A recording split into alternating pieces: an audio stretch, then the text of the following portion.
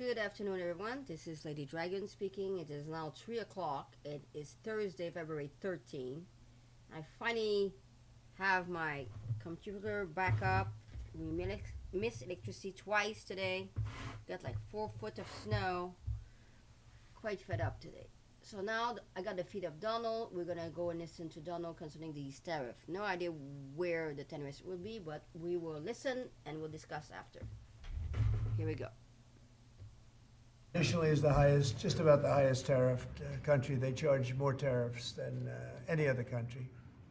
And I mean, we'll be talking about that. But again, whatever they charge us, we're charging them. So it works out very well.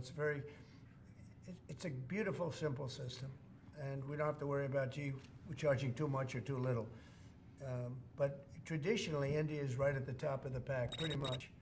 There are a couple of smaller countries that are actually more. But India is they charge tremendous tariffs. I remember when Harley Davidson couldn't sell their motorbikes into India because of the fact that India, the tax was so high, the tariff was so high.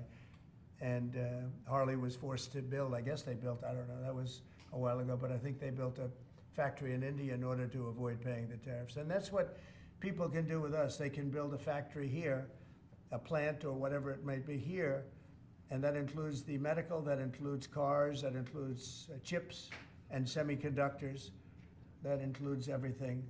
If you build here, you have no tariffs whatsoever. And I think that's what's going to happen. I think our country is going to be flooded with jobs. What should consumers expect? Are prices going to go up short-term, Well, long-term? not necessarily. I mean, not necessarily, but I'll tell you what will go up is jobs. The jobs will go up tremendously. We're going to have great jobs for everybody. This is something that should have been done many years ago. China did it. I mean, China did it at a level that probably nobody's ever seen before. If you manufactured a car, you couldn't send it into China. The tariff was so high. So everybody went and they built in China. It was no big secret. So we're going to see, but it's going to mean tremendous amounts of jobs. And ultimately, prices will stay the same, go down. But we're going to have a very dynamic country. But if prices go up, Mr. President, because of these tariffs, who do you think voters should hold responsible? Oh, I think what's going to go up is jobs are going to go up, and prices could go up somewhat short term, but prices will also go down.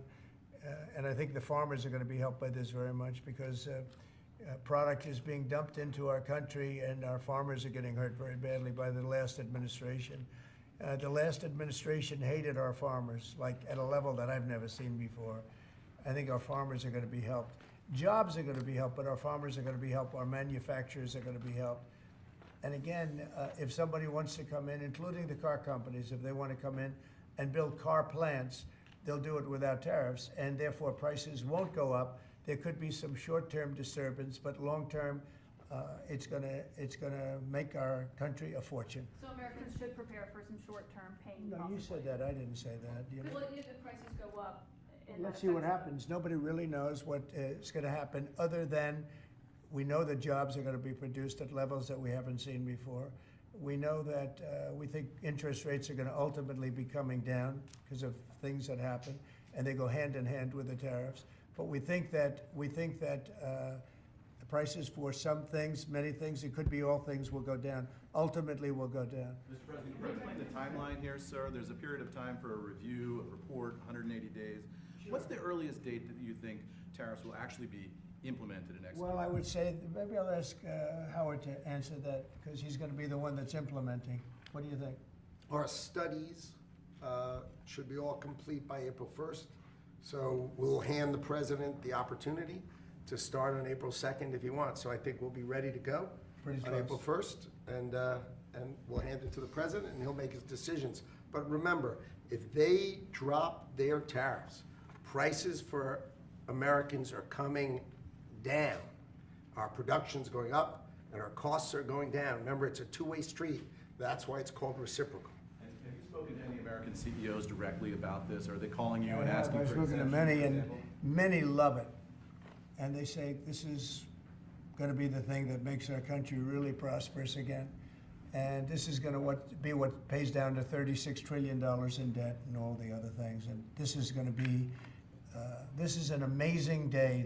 I think this is going to be a very big day and in a very positive way for our country. Yes, please. Mr. President, you've talked about the VAT and the EU before and your concerns with how the EU treats you. Do you have a number in mind on the European Union? Do you have an idea where that number is going to land? Well, what they are now is they have a 20% VAT tax, which we're considering to be similar or the same as the tariff.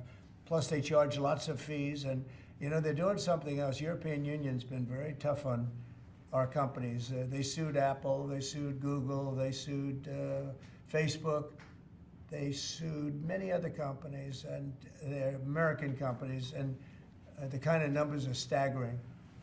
And the court system over there is not very good to our companies. If you know that Apple had to pay, I think, $16 billion in a penalty, a court case that was really shocking because most people thought they would have won that court case, people that watched it. So they've been very tough. Airlines have called me up and they said, could you help us with Europe because they're charging us so many different fees. I got a call from the head of American, United, and other airlines saying, every time we land a plane, we get just absolutely killed by the European Union. And so they haven't been treated as good. You know, we think the European Union is wonderful. We all love Europe, love the countries in Europe. But European Union has been absolutely brutal on trade. Canada's been very bad to us on trade, but now Canada's going to have to start paying up. And Canada's been tough on the military because they have a very low military cost. They think we're going to, you know, protect them with our military, which is unfair. So Canada's going to be a very interesting situation because, you know, we just don't need their product. And yet they survive off the fact that we do 95% of what they do. And Canada is just absolutely, I say it, and sometimes people smile and sometimes they say, great idea, but Canada, their taxes would come down greatly. Their security would go up greatly. Amazing things happen to Canada. And really Canada in this particular, why would we pay $200 billion a year in subsidies to Canada when they're not a state? You do that for a state, but you don't do that for somebody else's country. So I think Canada is going to be a very serious contender to be our 51st state. Going with Canada, there was obviously a delay in implementing those tariffs. I spoke to Governor Trudeau on numerous occasions, and we'll see what happens. But it just sets up so good for them. Look, the people would pay much less tax than they're paying right now. They'd have perfect military protection. They don't have any military protection because and you take a look at what's going on out there. You have Russian ships, you have China ships, you have Chinese ships, you have a lot of ships out there, and you know, people are in danger. This is a different world today. It's a different world. They need our protection. Yes. You mentioned Elon Musk and the efforts that he's undertaking with your Yeah. authority. You granted him new authority this week. Will he secure any new government contracts while he is working on DOGE? No, for you? not if there's a conflict. If there's no conflict, I guess what difference does it make? But we won't let him do anything having to do with the Are conflict. you personally checking to make sure there's no conflicts of interest? Yeah, I am. He answers to you. Sure, he does. First of all, he wouldn't do it, and second of all, we're not going to let him do anything where there's a conflict of interest. Mr. President, your negotiations with the EU are there's discussions ongoing already. How quickly do you expect that you'll hear back from them about any of these other measures? I can't tell you, yeah. The EU's been very nasty. It's just been, they haven't treated us properly. Look, we were great to them on NATO. Essentially, it's a similar group of countries. When I came in, my first term, I raised their fees. I mean, they were not paying. We were paying for, in my opinion, almost all of NATO. And now, you know, I had the bad moment with the press where the press said, well, does this mean you won't protect them? And I said, I won't protect them if they're not paying.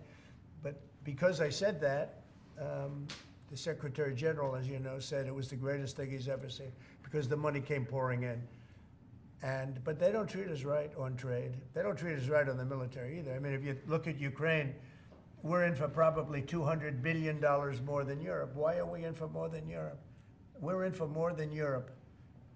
I mean, think of it, or NATO. I mean, let's call it NATO because Canada's in. By the way, Canada is just about the lowest payer also, you know, they shouldn't be.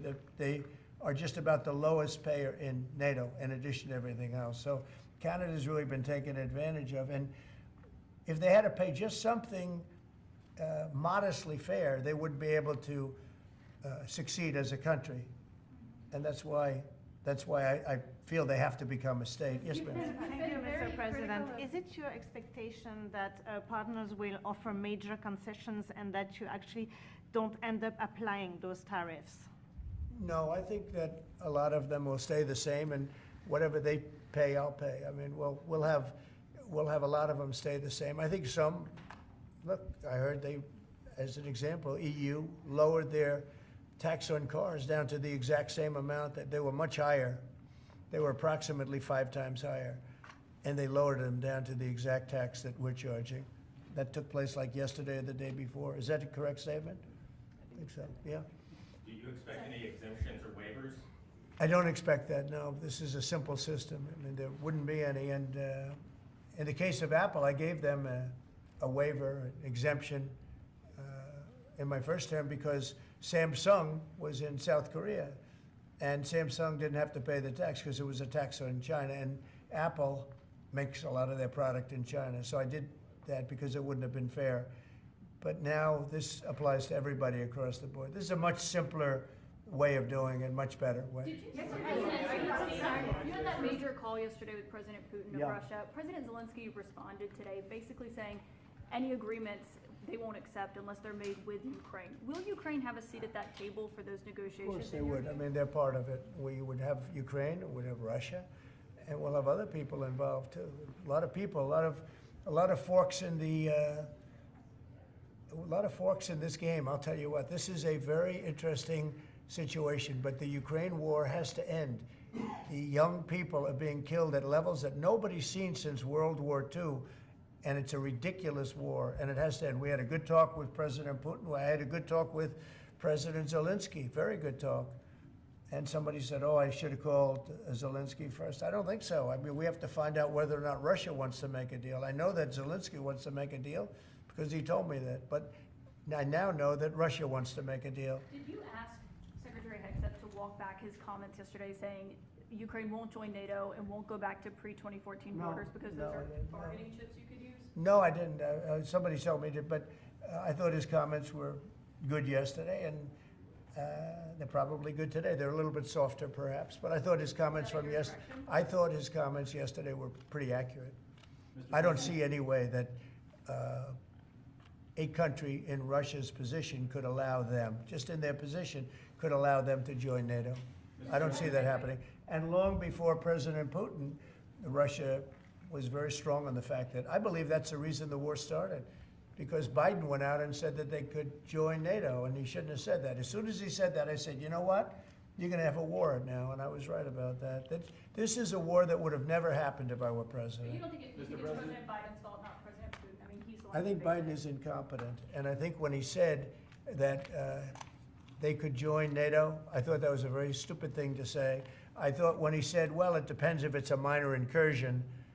In other words, it's okay if Russia does a minor incursion. I thought that was a very foolish thing to say. When can we expect on auto? Got it started. The other thing that got it started was how badly Milley and these stupid people, the bad generals, how badly they did with Afghanistan.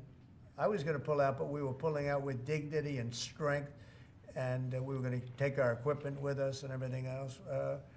They are, I mean, what they're doing is, what they did with that, I think Putin looked at that mess and he said, wow, this is a great time, I'm going to go in. But what the Americans said, I'm not blaming Americans, but I will say what they said had a big influence on his deciding to go in. Yeah. When Elon Musk met with Prime Minister Modi earlier today, did he do so as an American CEO or did he do so as a representative of the U.S. government? Are you talking about me? No, Elon Musk. Elon, I don't know. They met, and I assume he wants to do business in India. But India is a very hard place to do business in because of the tariffs. They have the highest tariffs just about in the world, and it's a hard place to do business. No, I would imagine he met possibly because, you know, he's running a company. He's doing this as a as something that he's felt strongly about for a long time, because he sees what's happening, and he sees how the country is really being hurt badly by all of the fraud, waste, and abuse. Yeah. So how is Modi know whether he's meeting with the CEO or meeting with a representative of your government?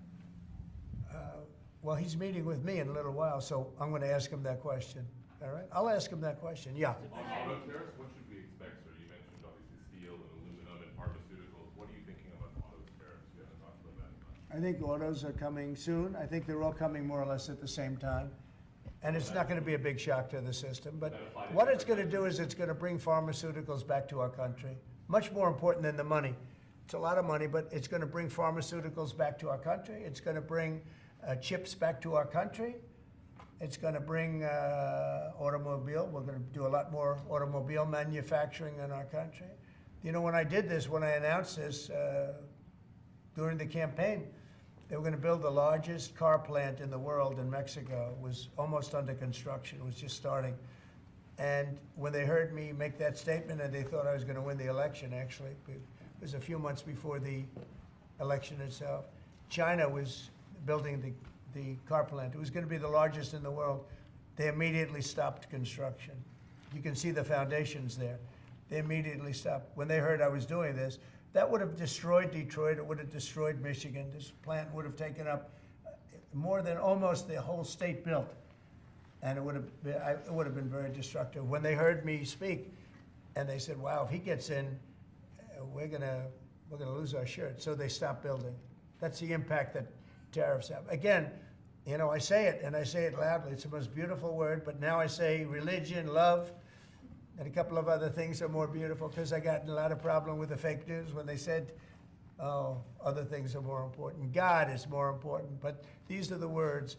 But I would say it's number 4 or 5. To me, it's the most beautiful. And I'll tell you what, I think really reciprocal tariffs, those 2 words, reciprocal makes tariffs really fair. Honestly, all countries, there'd be no exemptions, right? It would be all auto imports? Any exemptions now, because you don't need to. With reciprocal, you don't need to. Mr. President, Is Gavin Clegg just arrived at the IRS? Fox Radio. Do you have a update on the TikTok negotiations? And Yeah, kind of- we have a lot of that people. Timeline's running out, isn't it? Sure, well, I have 90 days from about 2 weeks ago, right?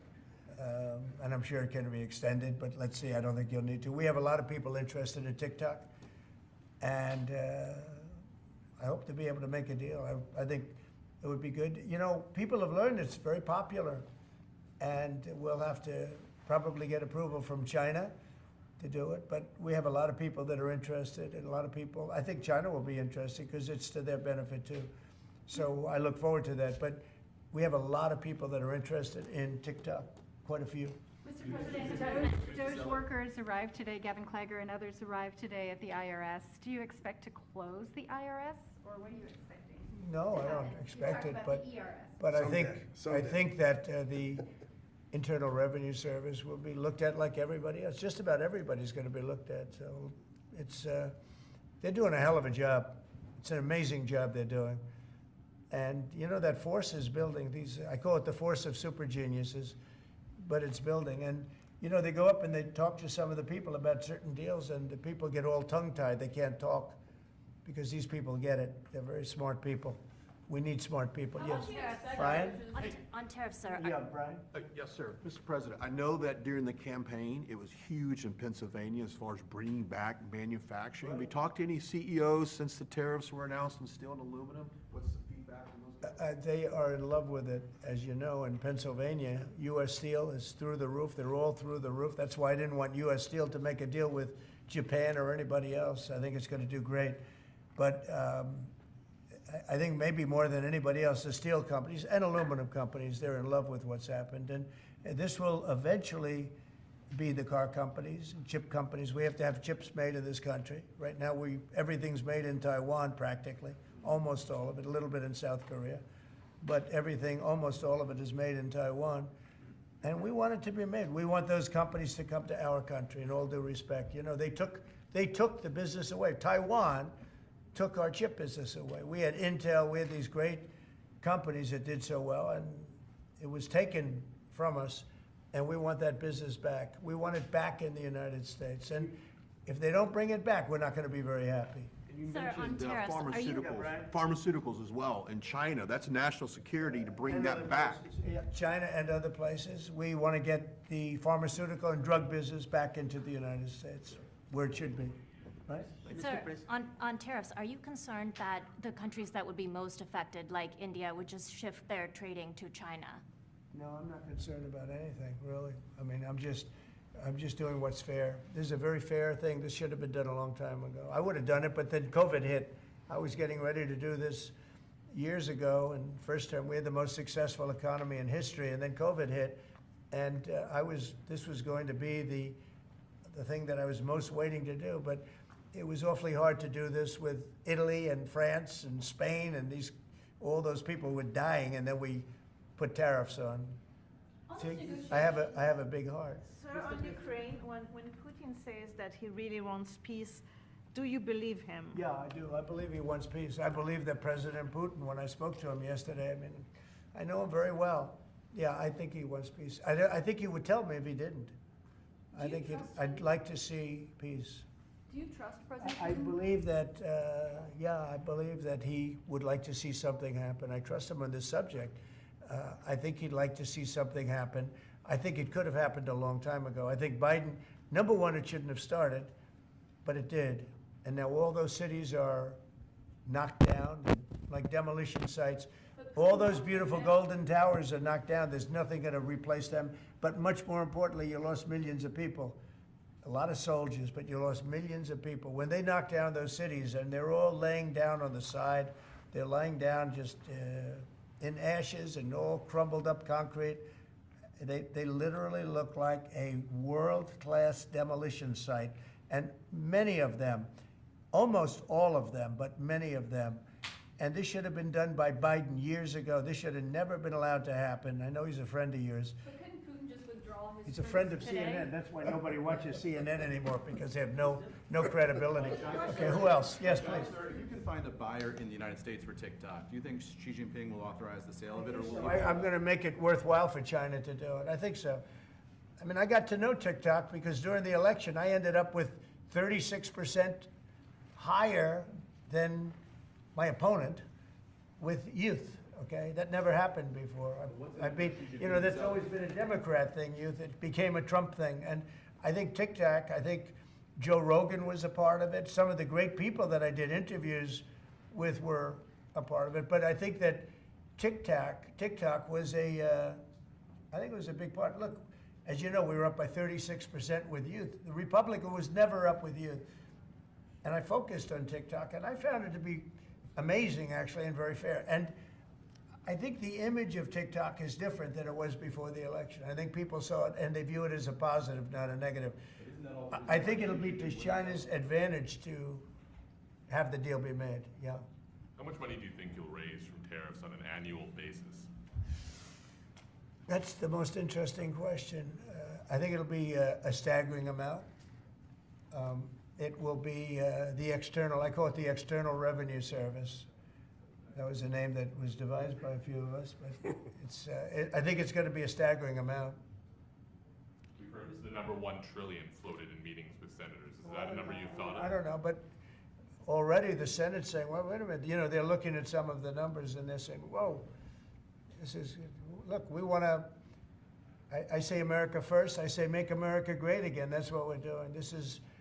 I think it's the most important thing I've signed. I've signed some very important things. Right to try was so important. I mean, a lot of important things. Space Force, the biggest tax cuts in history. This could be one of the most important things that we've ever signed. Do you expect the Russians and President Putin to attend the summit in Saudi Arabia?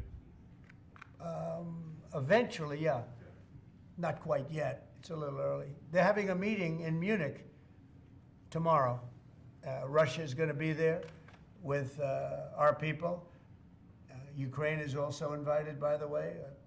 Not sure exactly who's going to be there from any country, but high-level people from Russia, from Ukraine, and from the United States. Do you want to add Russia back to the G7, sir? I'd love to have them back. I think it was a mistake to throw them out. Look, it's not a question of liking Russia or not liking Russia. It was the G8, and I said, what are you doing? You guys, all you talk about is Russia, and they should be sitting at the table. I think Putin would love to be back. Obama and a couple of other people made a mistake and they got Russia out. It's very possible that if that was the G8, you wouldn't have had the problem with Ukraine. And if I was president, you definitely wouldn't have had the problem with Ukraine. Russia would have never attacked Ukraine. But you ask a very good question, the G8. It used to be the G8, and then these people threw them out. And I was arguing with Trudeau and with numerous of the people. Actually, Prime Minister Abe, a great man from Japan, agreed with me 100%, and some of the others did too. But I got there, it was the G7, as you know. They had already been terminated.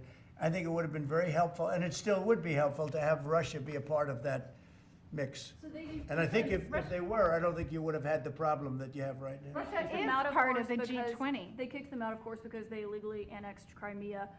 I mean, how would you have responded if Russia invaded or Well, you took know, over? they took Crimea during Obama.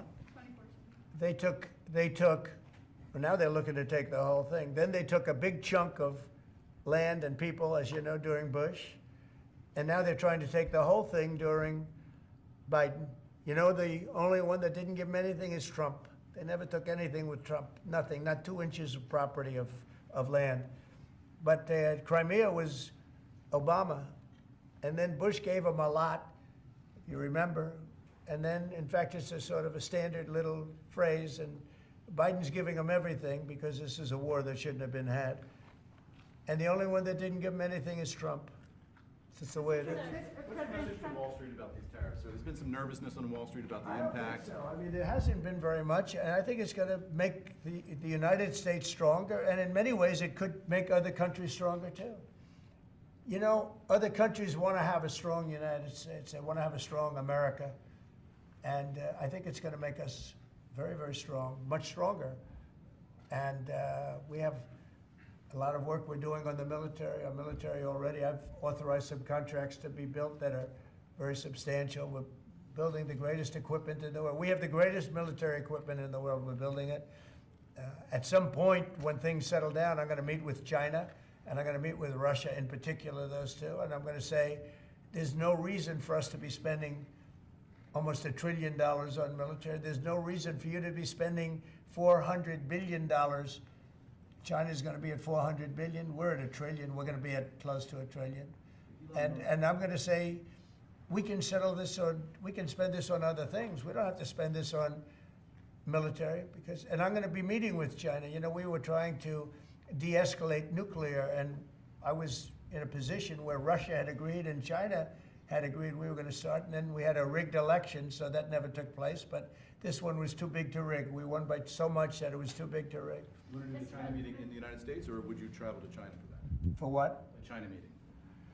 Would you do that here or I there? tell people all the time, you know, the question is who's going to have the first meeting, where are you going to, I say this to Putin, to President Xi, I say to everybody, never bothered me, you know, I'm willing to say I'll go first. It doesn't matter. It's the end result that counts.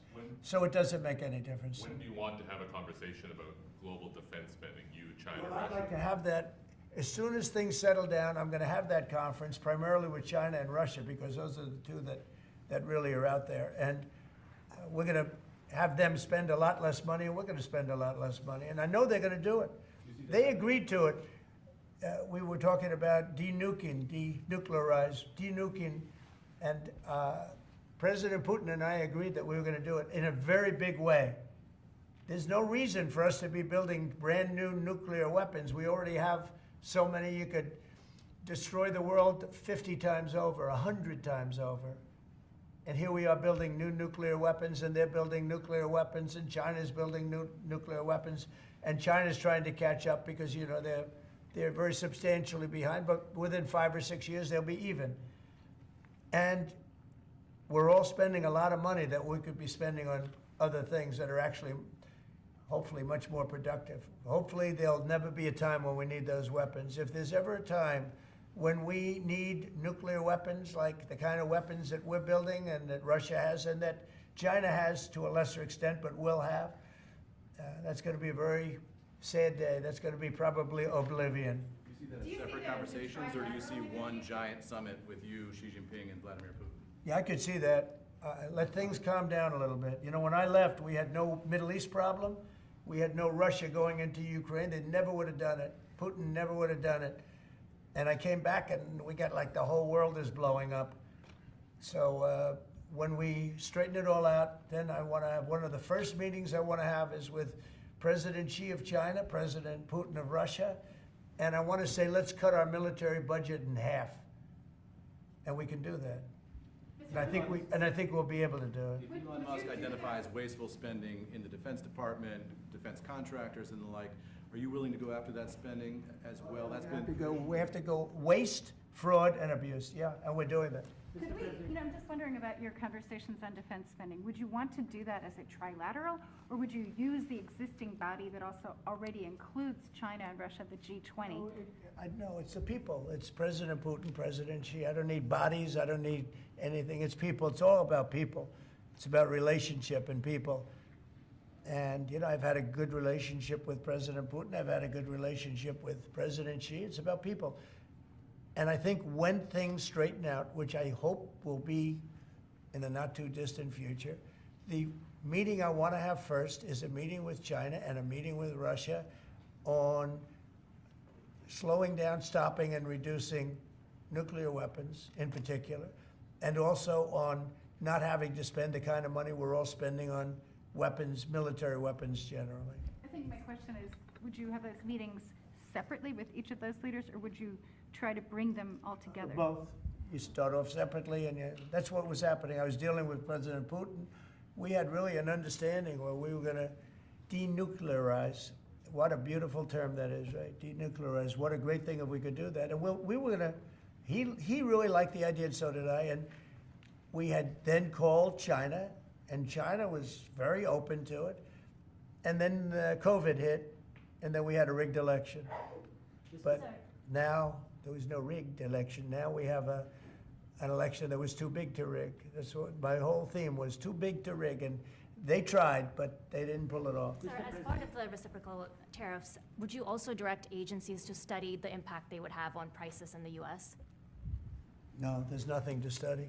There's nothing to study. It's going to go well. The United States is going to become a very, very strong economically country. Yeah. Mr. President, in the past you have spoken against BRICS. India is part of BRICS. Do you want to dismantle BRICS, or you want to? US want to be part of it? I don't care, but BRICS was put there for a bad purpose, and most of those people they don't even want to talk about it now. They're afraid to talk about it because I told them if they want to play games with the dollar, then they're going to be hit with a 100% tariff the day they mention that they want to do it. And they will come back and say, we beg you not to do this. BRICS is dead since I mentioned that. BRICS died the minute I mentioned that. And I remember when Obama and Biden in particular, I guess he said that, they have us over a barrel. They don't have us over a barrel. We have them over a barrel.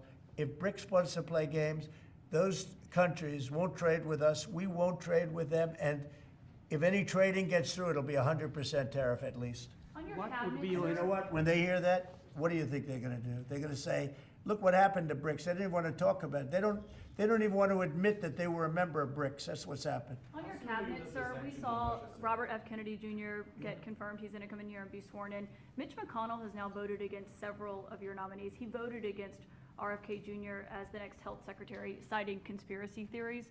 What's your reaction to that? Well, I feel sorry for Mitch. And I was one of the people that led. He wanted to go to the end, and he wanted to stay leader. He's not equipped mentally. He wasn't equipped 10 years ago mentally, in my opinion. He'd let the Republican Party go to hell. If I didn't come along, the Republican Party wouldn't even exist right now. Mitch McConnell never really had it. He had an ability to raise money because of his position as leader, which anybody could do. You could do it even, and that's saying a lot. But the fact is that he raised money, and he gave a lot of money to senators, and so he had a little loyalty based on the fact that as leader you could raise a lot of money. Senators would call me and they say, he wants to give me 20, 25 million, can I take it? I'd say, take the money, take the money. But so he engendered a certain amount of, I don't even call it loyalty. He was able to get votes. But I was the one that got him to drop out of the leadership position, so he can't love me. But he's not voting against Bobby, he's voting against me, but that's all right. He endorsed me. You know, do you know that Mitch endorsed me, right? Well, he did You have think that was polio, easy? and What? He had polio, obviously, and his. I don't know. I don't know anything about he had polio. He had polio. Are you doubting that he had polio? I have no idea if he had polio. All I can tell you about him is that he shouldn't have been leader. He knows that. He voted against Bobby. He votes against almost everything now. He's a very bitter guy, and we have a very strong party. And he's almost not even really a very powerful member. I'd say he's not he's lost his power, and it's affected his vote. And it's one of those things. But in the meantime, Bobby did great, got more votes than anybody thought, and I think he's going to do phenomenally, just phenomenally in that position. And everybody else likewise did well. Not only well, they got more votes than anybody thought. Tulsi, look at how she did. She did great. Marco got 99 votes. How about that? And Marco got 99 votes. And Marco, by the way, I have to tell you, Marco Rubio's done a fantastic job. He's been a great Secretary of State. They're all doing great. But we're going to have a swearing in today, and maybe we're going to have a second one, because I hear we have a couple of them coming up. And the man behind me is doing a fantastic job, Secretary of Commerce. And I think you're going to see something very big come from today's signing. This is going to be a very important signing. Okay? U.S. Steel, sir, can I ask very quickly? You said you'd meet with the head of that company and the Japanese company. U.S. Steel is going to be here, and a lot of the steel companies are coming. I think steel companies, they love what's happening to them. We saved it. If I didn't do the tariffs from my first term, you wouldn't have one steel company here. You wouldn't have one steel. There wouldn't be a steel company alive in the United States. And right now, they're going to be thriving. They're doing very well, but they're going to be thriving. They're going to be coming out. People are going to want to buy those steel companies like crazy. Are you still planning to mediate talks between Nippon Steel and U.S. Steel? Yeah, I don't know. I think U.S. Steel right now has all the power. The tariffs have given U.S. Steel a new lease on life. Okay? Thank you all very much. Thank you. Thank you. Thank you. Let's go. Let's go, guys. Quickly. Thank you, press.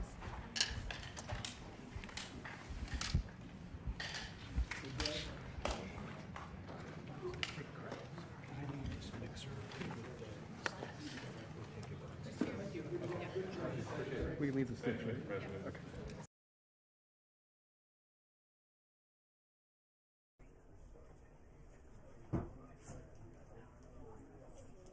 Watch this, people. Watch this.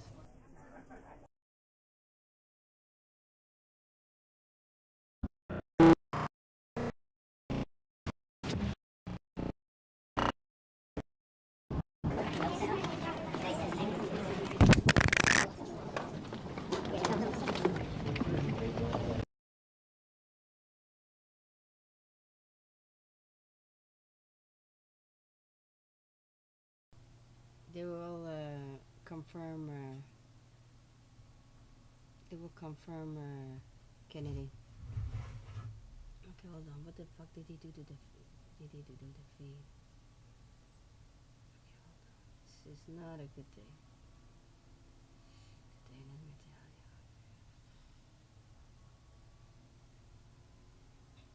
Swearing. Okay, I have it here.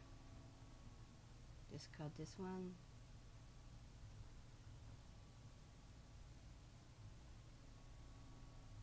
Give me a moment, everyone. Fletcher, I have no idea what you're talking about. He said he wants to cut half the military spending. It's great news. Don't know what's wrong with that. There's nothing wrong with that. It's actually a great idea. Okay, he's gonna swear in Kennedy. Let's watch it.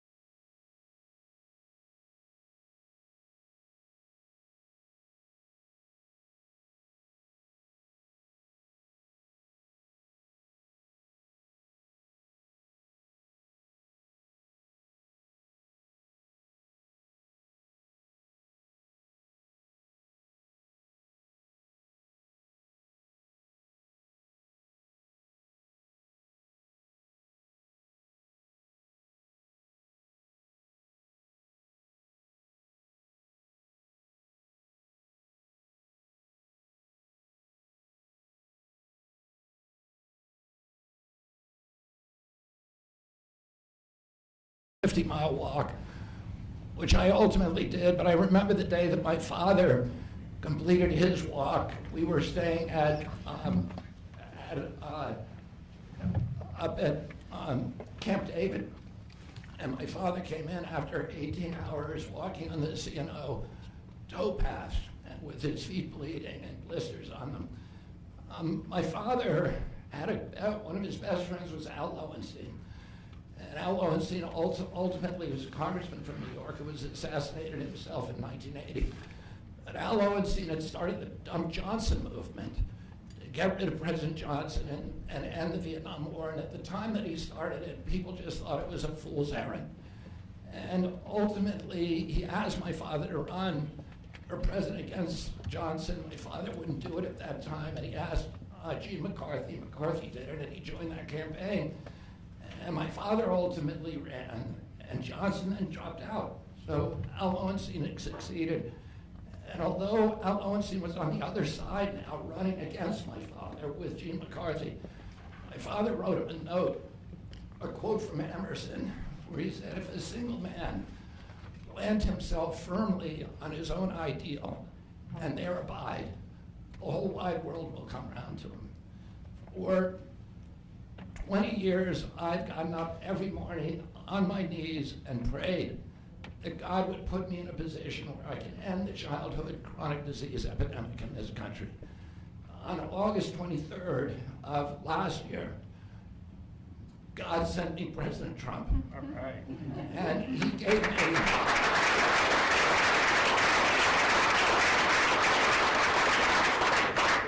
he's now given me, he's kept every promise that he's made to me. He's kept his word in every account and gone way beyond it. I'm so grateful to you, Mr. President. A lot of people told me that I couldn't trust President Trump. I better get it in writing. And we did a handshake, and everything that he told me he was going to do, he has done. Right. And I'm so grateful to him, and I've told you before, I genuinely believe that you are a pivotal historical figure, and you are going to transform this country at a time when we see all of the indicia of democracy now in tatters in our country. We see the rise of the military-industrial complex, the rise of totalitarianism, these attacks on our Constitution, and this breathtaking epidemic that is disabling our people. President Trump has promised to restore the American dream in this country. A healthy person has 1,000 dreams.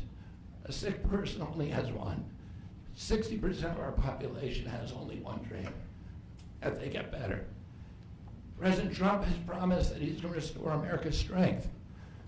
But we can't be a strong nation if we have a weak citizenry.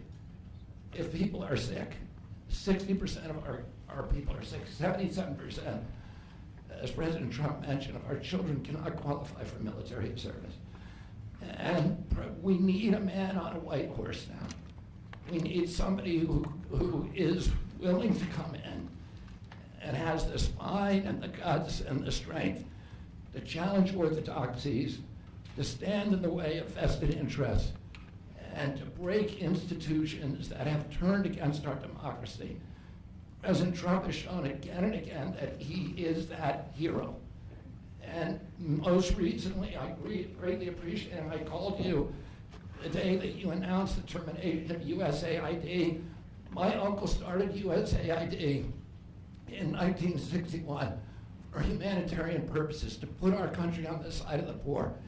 It has been captured by the military-industrial complex. It has become a sinister propagator of totalitarianism and war across the globe. And very few people understand how sinister this agency really is. And President Trump saw that, and he stood up to it with a masterstroke. And we want to do the same thing with the institutions that are stealing the health of our children. We need a revolutionary figure, and you are that figure, and I'm very grateful for you for giving me this opportunity. I want to recognize some of the allies that I've had in this battle for a long time: Senator Rand Paul, Senator Ron Johnson, Senator Roger Marshall, Marjorie Taylor Greene, and Buddy Carter. who've all been champions of the Maha agenda before I even came along. I'm very grateful for you for standing strong. Thank you very much, President.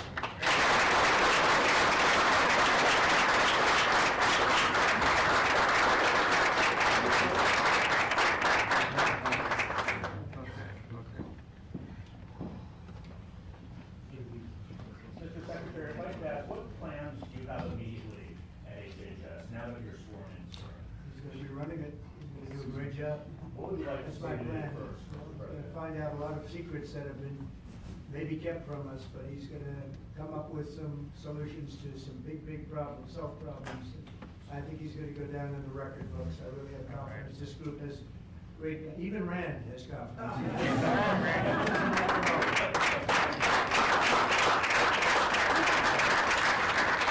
If I could ask you, Mr. Secretary, do you plan to fire anyone immediately, or what are your plans on day one, which I guess is today? Our plans are radical transparency and returning gold standard science, the NIH, the FDA, and CDC, to ending the corruption, ending the corporate capture of those agencies, getting rid of the people on those panels that have conflicts of interest.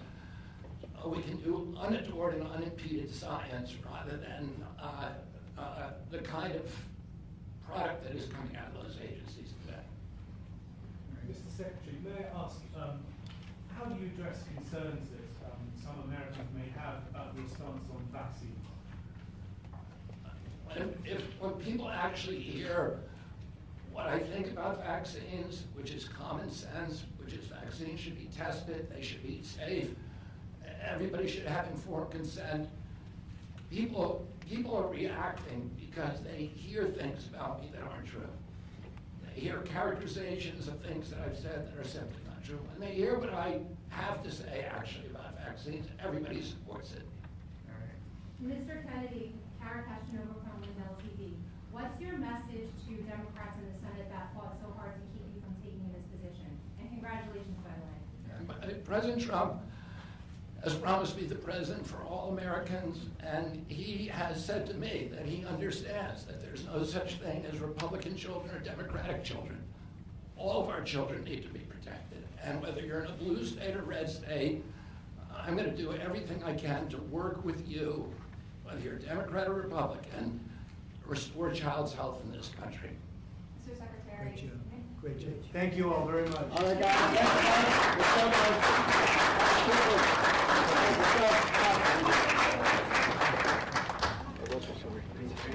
Thank you. Thank you, guys. Let's go quickly, please. Quickly, guys, come on.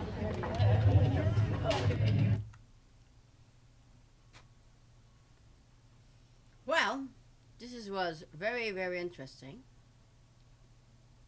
Let's see what he can do. Let's see what they all can do. And Fletcher, the Indians will never, ever allow another nuclear to be happening again. Don't you worry about that. There's nothing to worry about that. Bon, là je vous quitte. Bonne soirée. Je serai pas là demain. Puis on se voit samedi. Thank you for joining. I won't be there tomorrow. Have a nice evening. I'll see you Saturday. Bye-bye.